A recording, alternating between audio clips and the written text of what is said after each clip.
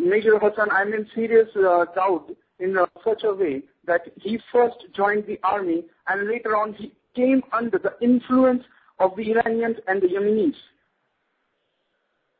Yeah. The other way to look the thing is this, that he came under the influence and then he joined the army.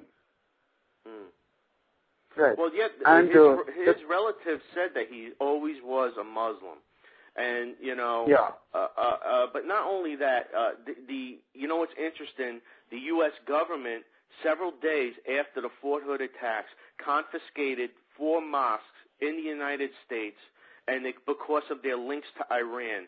Now, I feel that this was a retaliation for the Fort Hood attacks, that they know, they probably have evidence, but they're not saying it publicly, that that Hassan was an Iranian terror cell, and the confiscation of those 4 mosques was retaliation for the attacks in Fort Hood. That's my opinion. Absolutely correct. Absolutely correct. Yeah. There's a Sheikh Yusuf Al-Qaradwi. He has written and published documents on Sharia finance, and that's also a huge topic of discussion. Jihad with money. They are funding the conversion, people who want to convert from Christianity or Judaism, or even they are into forceful conversions.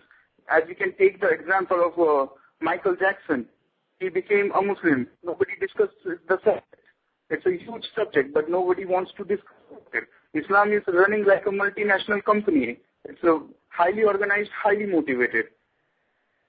And Michael Jackson was under a debt of millions and millions of dollars from an Arabi sheikh. So sheikh offered him that he would just rid of the entire loan amount if he converted to Islam. And finally Michael Jackson converted to Islam. Oh, wow. That's something not many people know. Yeah, and the latest nation to fall in the hands of jihadis is Mali. Mali is a West African nation with the capital, I recall, the name is Timbuktu. And now Timbuktu is the headquarter and safe house of Al-Qaeda. It has already been blacklisted in UK travel book as a no-go zone. Wow. And you know what's funny is Michael Savage is blacklisted in UK travel too. Go figure. It just boggles my mind.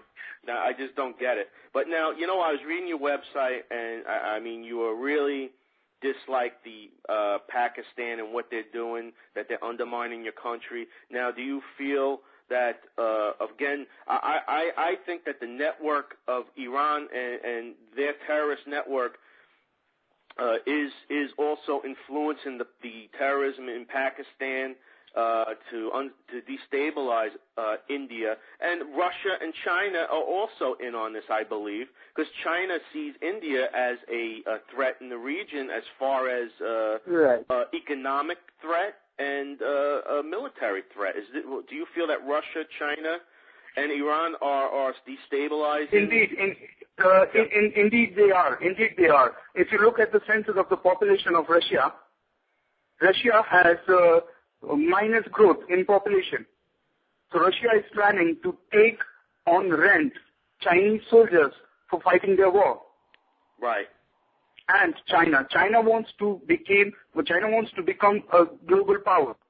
Right. And to become a global power, it is very imperative, it is important that it should have a extensive control over its neighbors.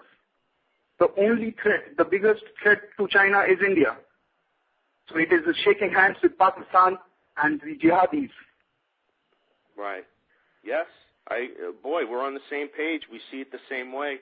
And the media will never ever mention.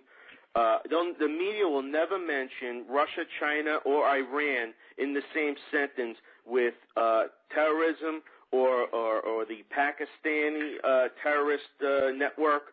They don't even touch it. And even Fox News, which is conservative, they don't even. There's things they won't even touch. Right. But mainstream media is having shareholders and stockholders which are Arabic. A lot of Arab people have invested in the media channels. So they manipulate the news, and they are forced, the news channels are forced to sugarcoat everything. Right. Right. So what's your stand on Manmohan Obama meeting? Oh, I was just going to mention that to you. Oh, so you're talking about the dinner that was last night in the White House with your Prime Minister and Obama? Yeah, right. Yes.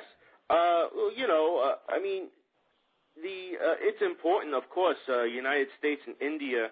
I mean, it's very important to have close ties. This we know. Plus, I agree with the reports that India was sort of a little nervous about the Obama is making close moves to China.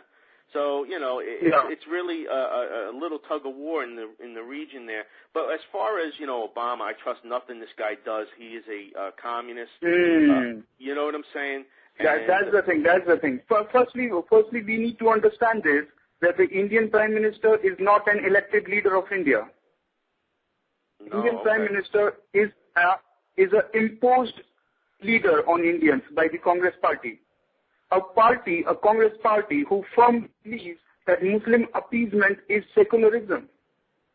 And on the other hand, we have the so-called great American president, who is also a mass magician and a great deceiver.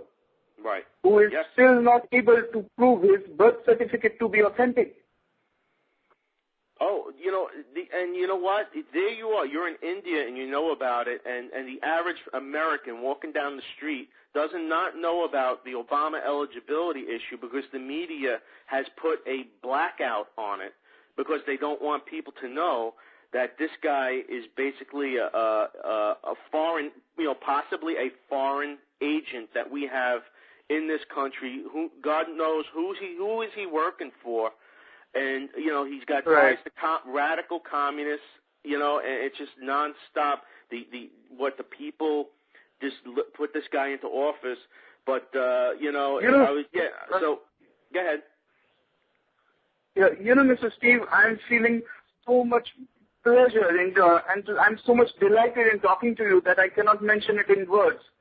And I feel the behavior of Obama is very much similar to the behavior of Mohandas Karamchand Gandhi. Wow. Mohandas Karamchand Gandhi is responsible for the mass genocide of Hindus in the 1940s and 1930s. And if nothing is done right away, Obama would be responsible for mass genocide of Americans. I agree. Obama's sorry. Go ahead. Yes, go ahead. Obama's policy about reducing the nuclear arsenal is disastrous. Well, yes, and the agenda. I always said this that the agenda. If we get a communist president, it will be that communist president. We will know he was a communist by disarming our nuclear arsenal to make us easy prey for our enemies, and it's like a voluntarily surrender of our weapons to our enemies. And you know what? I believe me. Don't listen to Obama. I am the voice of America. I have many people that read my website. It's shooting up the internet like crazy, and Right. And many people agree with what I'm saying. Go ahead. Absolutely correct. I too agree with what you're saying. And internet is only free media left in our hands. I know. It's sad. And then how soon before? Once they grab that, then because they want to silence anybody that's speaking the truth, like me and you. They want to use radical Islam as a battering ram to shove down the throats of Christians and Hindus and anyone else, and Israel. They want to crush Israel. They want a one-world communist government. And, the Muslims don't understand that the communists will crush them after they're done with they can't. They'll go turn on each other next. Right. So, but, what I wanted to ask you now, so now I was reading on your site that you're saying that, you want to make India a Hindu nation? Okay, you're a Hindu nationalist. How do you plan on getting that done? According to the population of the world in 2007, the census, 97 crore 29 lakh was the population of the Sanatan Dharmis. That is the Hindu population in the entire world, 97 crores. And it is very shameful that we don't have a nation. Hindus are disintegrated in more than 25 countries. And it would be surprising for you also that the biggest temple of Hindus is not in India. It's in Cambodia. A community